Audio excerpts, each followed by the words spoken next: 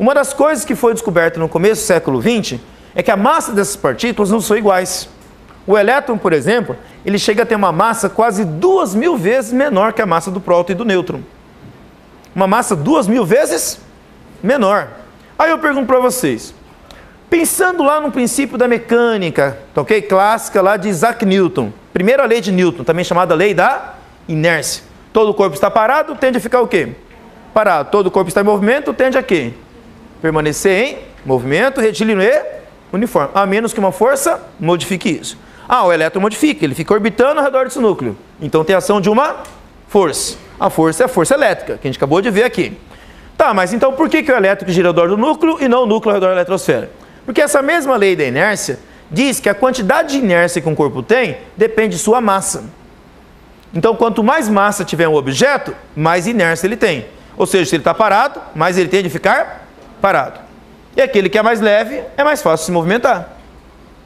É mais fácil você movimentar uma montanha ou uma folha do lugar. Por quê? Porque é mais leve, ok? Agora pense comigo. O Sol, por exemplo, ele é muito maior que a Terra, certo? É mais fácil o Sol girar ao redor da Terra ou a Terra ao redor do Sol? Se os dois estão se atraindo mutuamente.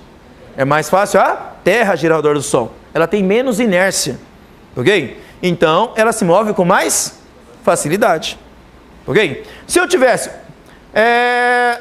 com um professor, por exemplo, um colega nosso aqui, maiorzão, certo? Ok? Isso, professor Niero, por exemplo, certo?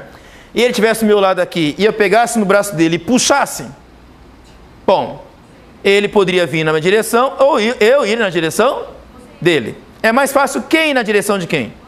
Eu na direção dele ou ele na minha direção? Eu na direção dele. Por quê? Porque eu sou mais leve. Não sou tão leve assim, mas com relação a ele, né? Certo? Eu sou bem mais leve. Ok? Então, nesse caso, por exemplo, o professor Raul, né? Que deu aula agora há pouco para vocês, né? Ele, o Niero nem vai sentir, né? Ok? Então, essa força que os dois vão provocar entre si, apesar da força poder ser igual, o resultado não é igual. Entendeu? É muito mais fácil o mais leve se movimentar em direção ao mais pesado que o contrário. A mesma coisa acontece aqui. O núcleo, como ele é formado de partículas muito mais pesadas, ok? Do que a eletrosfera, então é muito mais fácil as partículas da eletrosfera girar ao redor do núcleo, ok? Então por isso os elétrons estão orbitando ao redor do núcleo, porque o núcleo é formado de partículas muito mais pesadas. Tudo bem até aí? Tá? Dentro dessa análise que eu passei para vocês, aparece aí uma contradição. Alguém conseguiu perceber? Acabei de falar para vocês que partículas iguais, sinais iguais fazem o que de si? Se repelem. Sinais opostos se atraem. Exatamente. Eu falei para vocês que os elétrons têm carga negativa e são atraídos pelo núcleo que são formados de cargas positivas. Então, a gente explicou porque os elétrons giram ao redor do núcleo porque eles estão sendo atraídos e porque são mais leves, né? Onde está a contradição nessa história toda agora? O núcleo é formado de quê? Prótons e nêutrons. E os prótons têm que carga? Positiva. Nêutron não tem carga, então ele não interage eletricamente. Onde está a contradição nessa história? Isto, quem? Os prótons que estão lá dentro. Eu posso ter um átomo cheio de prótons, não posso? Se um átomo pode estar cheio de prótons, o que os prótons devem fazer entre si? Se repelir. No entanto, como é que eles estão lá dentro? Juntos. Como é que é possível?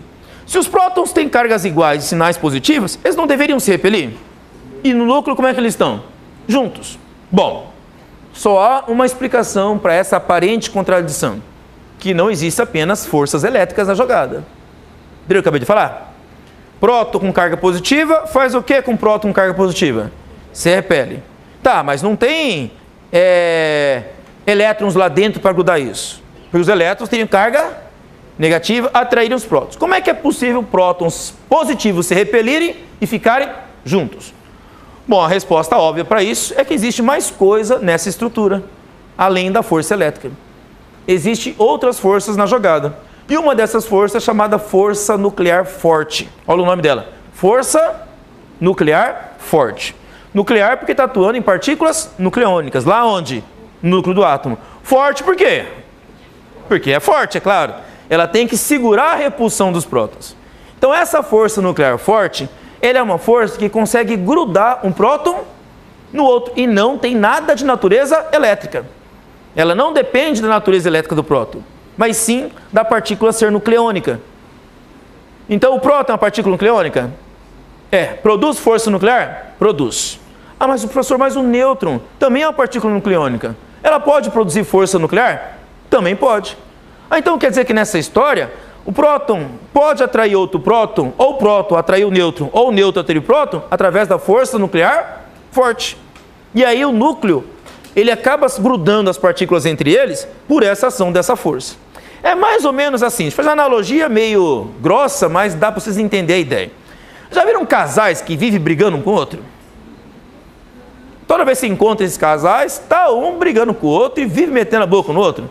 Mas toda vez que olha os dois, estão sempre juntinhos. Já viram gente assim? Eles não conseguem, eles vivem brigando, mas não conseguem se separar. Certo? Bom, se você considerar só a briga entre eles, o que eles deviam fazer? Se separar. Mas por que brigando o tempo todo, cuja tendência seria separar, ainda eles ficam juntos? Porque existe alguma coisa mais forte do que a briga que os mantém juntos. Né?